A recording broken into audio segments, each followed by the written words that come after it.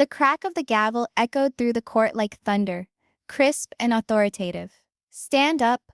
The voice of the bailiff thundered throughout the quiet room, reverberating off the wooden walls like a decree of fate itself. Every individual in that courtroom stood, hearts racing, breath stopped in their throats. And at the very center, under the unforgiving fluorescent lights, stood Kody Brown, a man who once boasted about being the strong, confident head of a vast polygamous family. But today, he was no longer a husband, no longer a father, and no longer a leader. Today he was a man on trial. His golden curls, which were the symbol of his charm, dangled unkempt about his face. His shoulders hunched over, his jaw set. He dressed in a black suit that didn't succeed in covering the whirlwind of fear etched on his face. The swagger that Sister Wives fans had known him for was absent, replaced by fear. He wasn't charged with theft, or violence, or fraud. No. What stood against him was heavier, more intimate, and far more destructive. He was accused of betrayal, abandonment, and the dissolution of the family he vowed before God to keep safe. The judge appeared, robes billowing like a shadow of power, and the room was plunged into even greater stillness. Each creak of a chair, each ragged breath seemed to resound 10 times. And then the women, those wives who once made him a husband. Meri Brown occupied the front table, hands shaking as she held a fat file of papers so tightly her knuckles paled. Once, she had been Kody's first love, the one who believed in his vision of a plural family. But now, her face told a story of heartbreak. The woman who once smiled patiently on national television now looked older, worn down, and yet beneath the tears in her eyes, there was a spark of defiance. Christine Brown sat close beside him, her back rigid, her chest heaving rapidly, as if each breath was a struggle. Her eyes overflowed with tears, but they were not tears of weakness. They were tears of anger, of bottled-up pain. She had loved him, trusted him, brought children into the world with him, and she had been cast aside. But the blaze in her eyes informed the room that she wasn't here to plead for sympathy. She was here to battle. Janelle Brown, as steady as a mountain range, sat with her hands clasped neatly in front of her on the table, her eyes not wavering. Among all of the wives, she had been the sanest, the most rational. She had controlled the money, the day-to-day madness, the constant responsibilities of their giant family. And now it seemed as if she had been waiting for this moment all these years, calm, controlled and deadly in her quiet. And then there was Robin. She was sitting a couple of rows behind Kody, her eyes frantically scanning the room. She wasn't like the other witnesses, here to testify against him, but she was shaken in her loyalty. She appeared to be conflicted, as though her heart was being torn between two directions. Loyalty towards the man she had preferred above everyone else, and remorse for what part she had played in the disintegration of the family. Her hands wriggled anxiously around a tissue, as though it was all that was holding her together. The courtroom crowd leaned forward, unable to tear their eyes away. This was not another family feud. This was history being made, the public disassembly of a man who had been the face of polygamy in America. Kody looked at each of the women in turn, his gaze flashing with anger and desperation. He stood tall and attempted to project authority, but his facade was crumbling. For the first time, the world saw him as he really was, vulnerable, trapped, and scared. The judge cleared his throat, and his voice was firm and authoritative.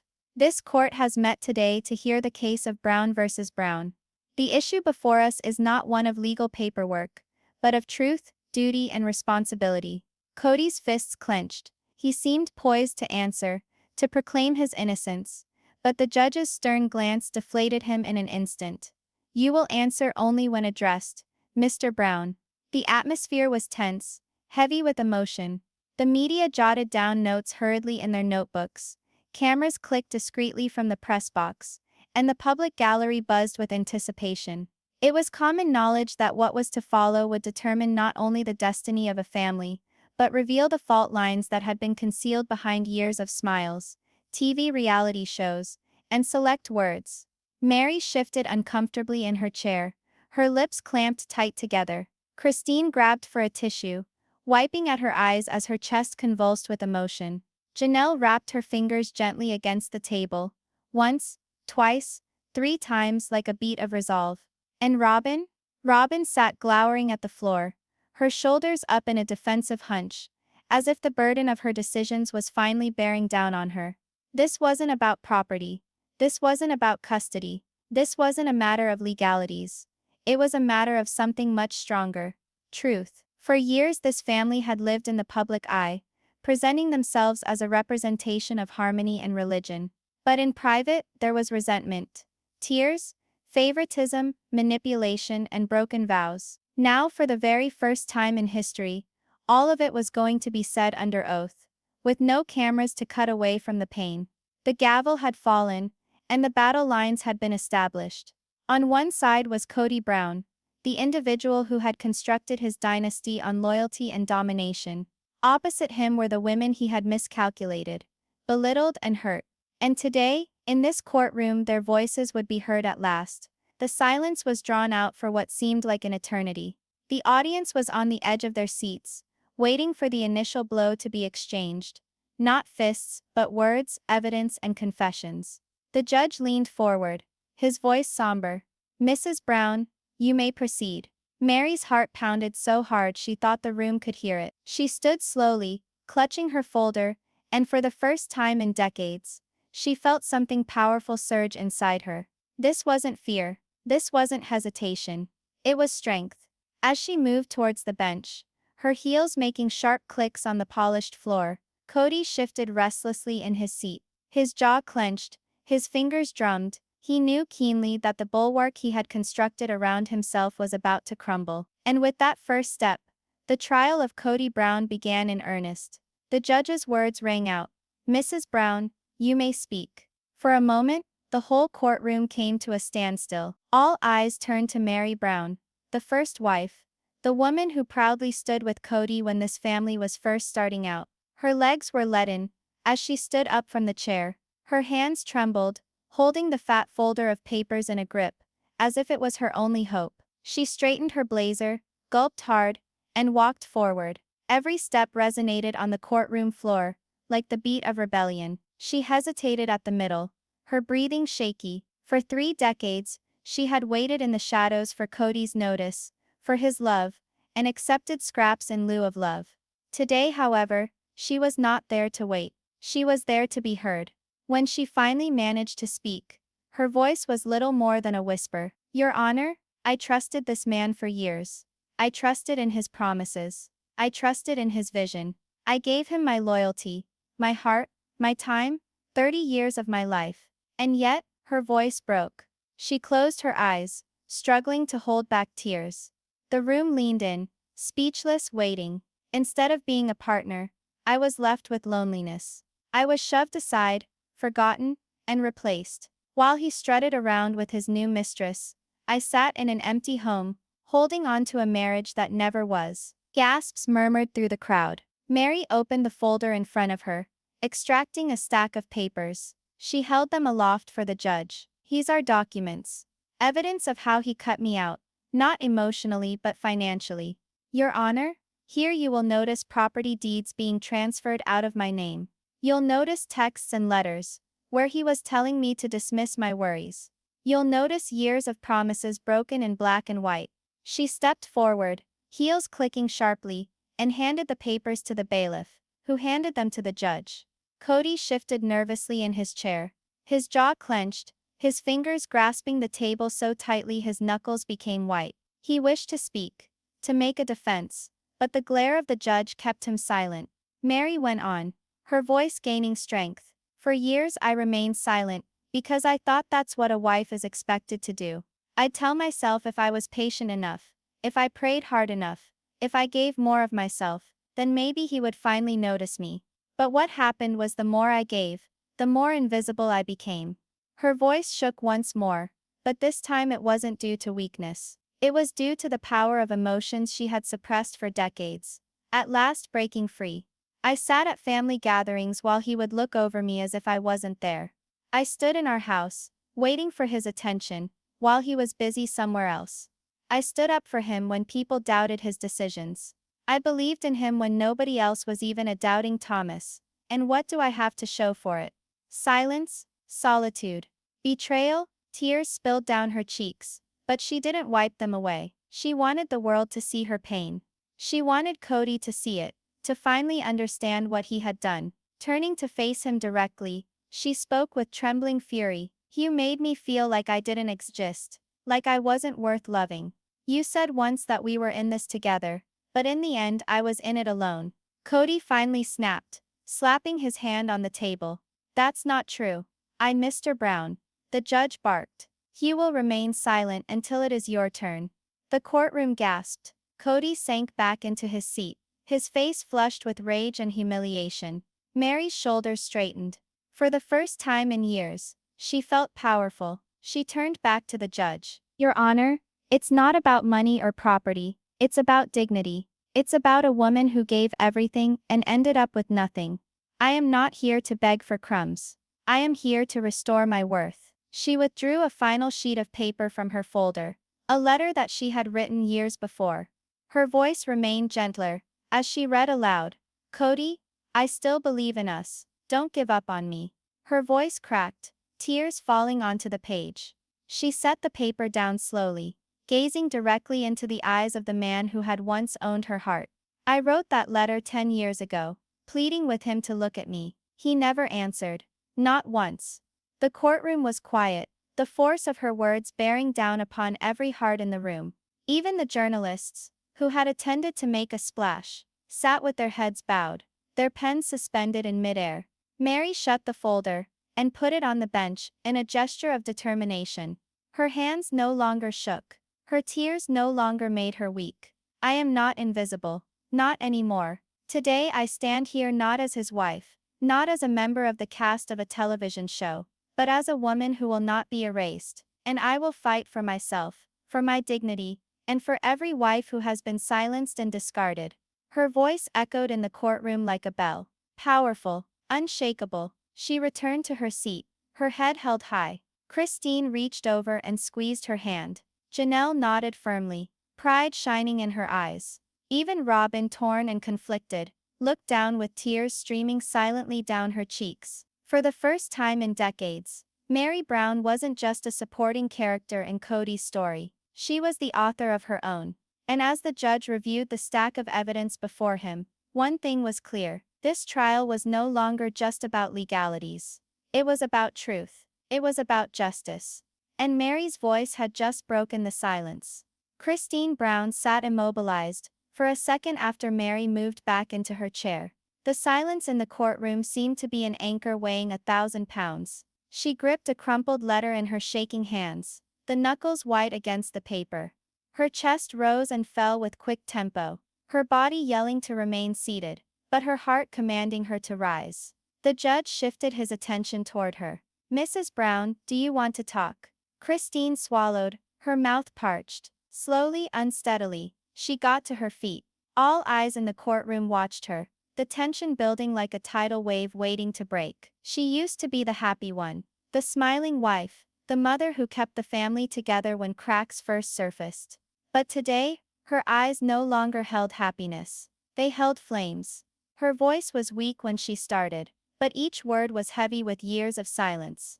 I never wanted this moment. I never wanted to be in a courtroom standing here and speaking out against the man I once loved. But he left me no choice. Christine spread out the letter in her fingers, smoothing it like a delicate morsel of broken heart. Her fingers shook as she raised it for the judge.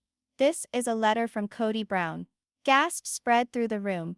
Even journalists who believed they'd heard everything stretched forward, pen poised, eyes wide.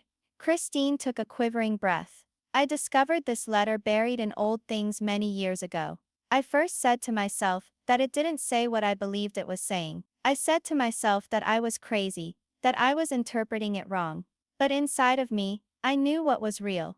And today I have to read it out loud. She opened the letter, her voice shaking at first, then firming up as the bitter words spilled into the air. I cannot continue like this. My heart belongs to Robin. She is my real partner, the one who gives me life. The others, they are obligations. Burdens I do not want to bear. The words hit the room like a thunderbolt. Gasps, murmurs, Even sob-filled cries of shock spread through the courtroom. Christine's hands trembled wildly as she laid down the paper. Tears flowed freely down her face, her body shaking under the burden of the treachery. She faced Kody, her voice breaking but growing in power. Your own words, Kody. You said to me, I was the glue of this family. You said I was needed, that my sacrifices counted. And all the while, you were writing these things, planning to discard us, like we were nothing but burdens around your neck. Kody's face grew red. He leapt to his feet, pounding fists on the table. That letter was personal. It was taken out of context.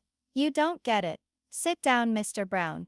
The gavel cracked on the bench. You will have your turn. The order stilled him, yet his anger was apparent. His jaw was set, his eyes boring into Christine, as if his anger alone was enough to halt her. But Christine was past fear now. Her voice rose once more, this time unshakable, unflinching, bearing years of unresolved anguish. I believed in you. I stood up for you to my children, to my friends, to the world. I spent sleepless nights alone, while you were with Robin, hoping you'd return to me, that you still had feelings. But you didn't. You left me long before I left you. And this letter is proof. Her hands trembled as she held the paper to her body. You wrote that we were burdens. Burdens, Kody. The wives who bore your children. The wives who gave up their dreams. The wives who gave you everything. And we were nothing but weights, which held you back. Her words sliced through the courtroom, like a knife. Christine's tears streamed, but her voice grew louder, tougher, almost ferocious. I left not because I didn't love you, but because I finally figured out you never loved me, not the way a husband is supposed to. And I am not going to let you spin this tale anymore. I am not going to let you make me believe I was the failure. The failure was you, Kody Brown. The courtroom broke out in whispers, heads shaking, journalists writing feverishly. Even some of the supporters of Kody in the back were shaken, their faces changing from skepticism to incredulity. Christine moved a step forward towards the bench, keeping the letter aloft. This letter is not merely words and ink. It is evidence of decades of deceit. It is the truth he attempted to conceal, the truth that destroyed our family inside and out. Her voice began to crack, but she continued. I didn't come today to break him, but to liberate myself. I guarded this secret for so long, guarding him, guarding his reputation, but today I choose me. Today I choose truth. She slowly set the letter down, folding it neatly, as if putting her sorrow to rest. Her own red, puffy eyes met Kody's for the final time. Never again can you call me a burden. Never again can you set my worth for me. I left to keep my children from experiencing this hurt, and I will never allow you to crush me again. The judge's voice softened, but his tone did not waver. Thank you, Mrs. Brown. Your words and this evidence will be entered into the record. Christine went back to her seat, her shoulders quivering, but her head high. Meri extended her hand, grasping hers. Janelle also nodded in solidarity, her face stern with pride. Even Robin, sitting quietly behind Kody, dabbed at her eyes with a shaking tissue. Kody sat back down, his face pale, his lips clamped into a thin line. For once he had no words. The letter loomed in the air like a thundercloud, unmistakable, irrevocable, and the watchers observing inside the courtroom and worldwide knew one thing with unwavering certainty. Christine Brown had just landed a blow that Kody might never get over. The courtroom fell silent after Christine's crushing disclosure. The letter remained suspended in the air, like smoke from a fire, smothering, indelible. Kody remained immobile, his jaw clenched, his eyes locked on the table before him. Yet his anger was palpable. The judge looked to the next woman, Mrs. Janelle Brown. Do you have testimony to give? Janelle squared her shoulders. Unlike Meri, who shivered with pain, or Christine, who shuddered with raw emotion, Janelle exuded calm resolve. Her face was inscrutable, her hands firm, her eyes fixed. For years she had been the practical one, the wife who balanced checkbooks, wrote the checks, and kept things tidy in a home that often careened into chaos. Now that quiet strength was going to be Kody's worst nightmare. Janelle stood, holding a thick binder marked evidence in bold red letters. She walked toward the bench, her heels sharp against the floor, The sound echoed like a countdown. When she spoke, her voice was steady, clear, and sharp as glass. Your Honor, I was the wife who managed the family finances for decades. I understand where every dollar went, and where every dollar came from. And what I discovered confirms that Kody Brown wasn't merely irresponsible with our trust. He was reckless. He treated our family's future like his own personal piggy bank. She set the binder on the judge's bench. The bailiff opened it and distributed copies of spreadsheets and bank records to the court. Pages covered in numbers, signatures and transfers spilled across the desk. The audience leaned forward, trying to see. Janelle went on, her voice steady but biting. These records show repeated transfers from family accounts, funds that were supposed to be for our children's education, medical expenses, and shared household needs. Instead, those funds were redirected into private accounts under Mr. Brown's name. Gasps rippled through the room. Reporters scribbled furiously, eyes wide with disbelief. Janelle's eyes hardened as she flipped to a highlighted page. Here, for instance, $45,000 transferred from the family trust account into an account on its own. That was then invested in making a down payment on a home. But not simply any home. Robin's home. A residence none of the other wives and their children ever enjoyed. Robin's face flushed, tears pricking at her eyes. She shook her head tenderly, muttering, I didn't know. Janelle didn't even look her way. She flipped the page again. Another one, $22,000 from our common savings, spent to buy 2 vehicles, both of which are registered in Kody's name alone. No shared benefit, no explanation, just gone.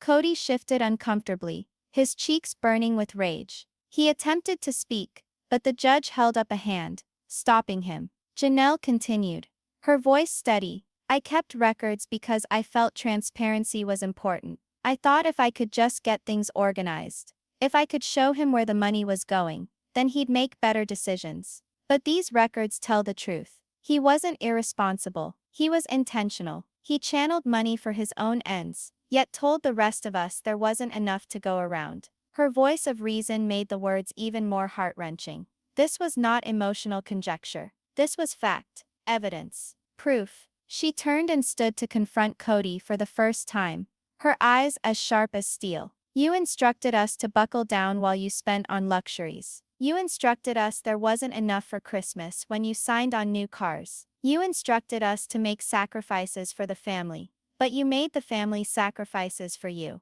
Her words were like a knife. The courtroom was silent, each individual shocked by the harsh reality unfolding before them. Janelle's voice intensified, propelled by years of pent-up anger. We entrusted you with all of it, Kody. Our lives, our futures, our kids' futures. And you broke that trust. Not only with your heart, but with our means. With the very foundation that was meant to protect us. She hesitated, her fists clasped tightly on the binder. For the first time, her tranquil mask broke, and emotion danced across her countenance. Her voice shook, not with terror, but with indignation. I have 6 kids, Your Honor. 6 kids who did without, who wondered why there wasn't enough, who wore shoes till they were holy while their daddy wrote checks for things they never saw. I will never let him live that down.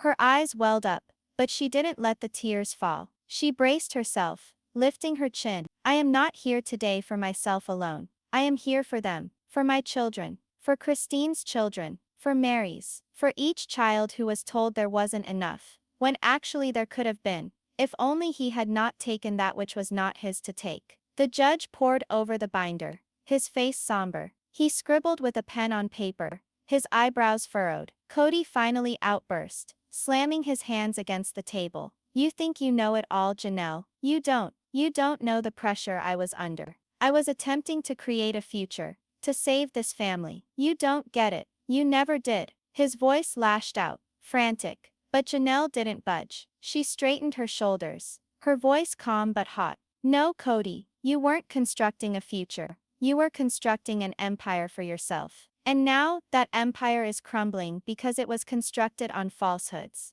The audience gasped. Even Robin covered her face with both hands, tears streaming down her face, as though the truth was finally too much to handle. The judge banged the gavel once. Order in the court. The ringing faded, but the harm had already been done. Janelle collected the remaining documents, piling them neatly prior to opening the binder one final time. This is the truth, Your Honor. These figures don't lie. Kody Brown betrayed his children, his wives, and the very family he said he led. And today, I will not permit him to stand behind excuses. She turned toward the gallery, her eyes meeting Christine's and Meri's. Both women nodded, their faces glowing with pride and gratitude. For once, they weren't just surviving, they were fighting back. Then Janelle returned to her seat, her face calm again, her body steady. She had said what needed to be said. The evidence was now in the open. And Kody Brown, he slumped huddled at the defense table, white, vanquished, his kingdom of dominance unraveling in his hands with each ticking moment. The courtroom hummed with gossip, the media wrote furiously, and the crowd looked on, aghast. For the first time, the truth wasn't being mumbled in quiet living rooms. It wasn't mere gossip on Twitter. It was here, put down on paper, established. And everybody in the room knew. Janelle Brown had just landed a fresh blow, even more consequential than Christine's letter. Because whereas feelings could be argued, figures could not. Kody Brown's reputation was in tatters, and the trial was hardly over. The courtroom had never been so weighed down. The quiet was not quiet in the normal sense. It was the kind that was heavy, pulling against the chest of each and every individual, seated behind those four walls. The fluorescent lights purred softly above, but even the sound of them was drowned out by the tempest raging within the room. 3 women had testified.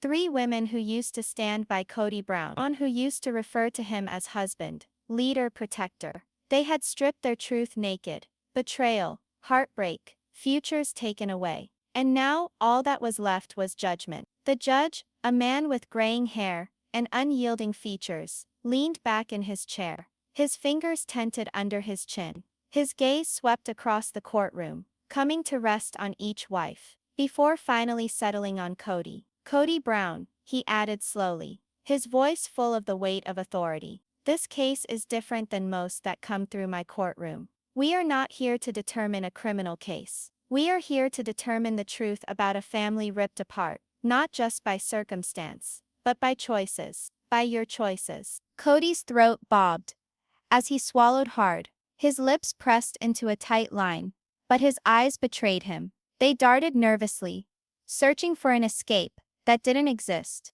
The judge flipped through the thick folder Janelle had submitted, glancing briefly at Christine's handwritten letter tucked among the evidence. He closed it with a quiet thud and set it aside. The evidence presented in this court has made one thing crystal clear.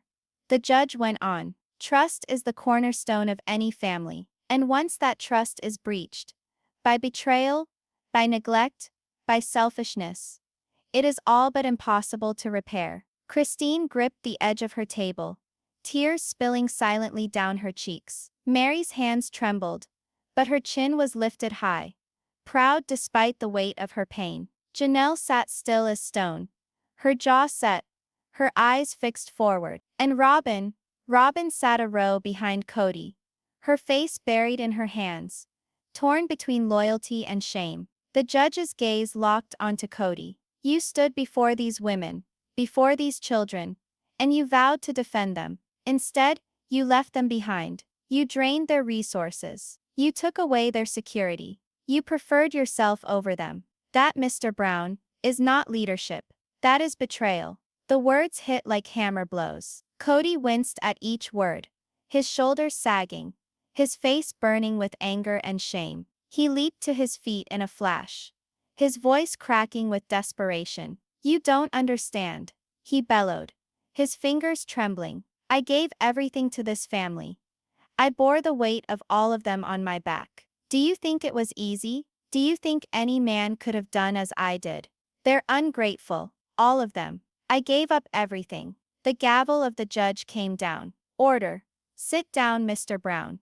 The courtroom startled with the sound. Kody stood frozen, panting, his eyes crazed. He slowly fell back into his seat, his chest pumping, as he glared at the women across from him. Meri spoke softly, just loud enough for the court to hear. No, Kody. We gave up everything, and you gave us nothing back. The words soft but piercing, cut through what was left of Kody's strength. His shoulders sagged, his face dropped, and for the first time in years, he seemed to shrink, defeated. The judge steepled his fingers. This court cannot turn back the years of hurt you have inflicted, Mr. Brown. It cannot mend broken trust. But it can do one thing. Make one thing absolutely clear. Your empire, which you referred to as such, was not based on love, but on control. And that empire has now fallen. Meri Brown, Christine Brown, Janelle Brown, Robin Brown, you are no longer in the shadow of this man. You are free, legally, financially and morally, from his hold. Christine gasped, her hand darting to her mouth, as sobs escaped. Meri closed her eyes, one tear rolling down her cheek, relief flooding her like sunlight after a storm. Janelle nodded once, firm and resolute, her face calm but triumphant. Robin's shoulders trembled with muffled sobs. She cut a look at Kody, but he did not turn to her. He could not. The judge went on, his tone gentler now. This decision is not about retribution. It is about truth. And the truth is that Kody Brown has betrayed the very core of what he purported to hold highest. The wives, the children, the family. Today, this court confirms their truth. Today, this court reclaims their voices. The gavel fell once more. Court adjourned. The words boomed through the room, like thunder, final and irrefutable. No one moved for a moment. The courtroom held its breath, locked in the naked force of the verdict. Then, hesitantly, Christine stood up and moved toward Meri, and took her hand. Meri wrapped their fingers together in a silent declaration that trumpeted its message. Janelle got up and moved towards them, her own face relenting at last, and put a hand across both of theirs. The three women, once enemies, once broken, stood together, their union created in suffering but sealed in survival. Even Robin, her face smeared with tears, stood up from her chair and waited. For so long, she had been the wedge, the cause of all the division. But at that instant, she was merely another woman who had been promised everything and delivered a cage with shaking steps. She walked towards the others. Christine offered a tentative hand. Robin grasped it. Four women united, side by side in the ruins of Kody's empire. The cameras snapped rapidly, flashes lighting up the instant, soon to be splashed across headlines. The wives of Kody Brown, united at last. Kody sat hunched over at the defense table, his hands masking his face. His empire was lost. His wives had abandoned him. His children, too, would learn the truth. The proud patriarch of the Brown family was now nothing but a man with an empty hand and a broken crown. The women left the courtroom, stung by reporters everywhere, shouting questions, pushing microphones into their faces. But Meri, Christine, Janelle, and Robin marched shoulder to shoulder, heads held high, and their silence was greater than any reply. For the verdict had been uttered, not by the gavel, not by the judge, but by their solidarity, by their bravery, by their survival. And for the first time in decades, the world didn't look at them as wives of Kody Brown. The world looked at them as women, unbroken, strong, and finally free.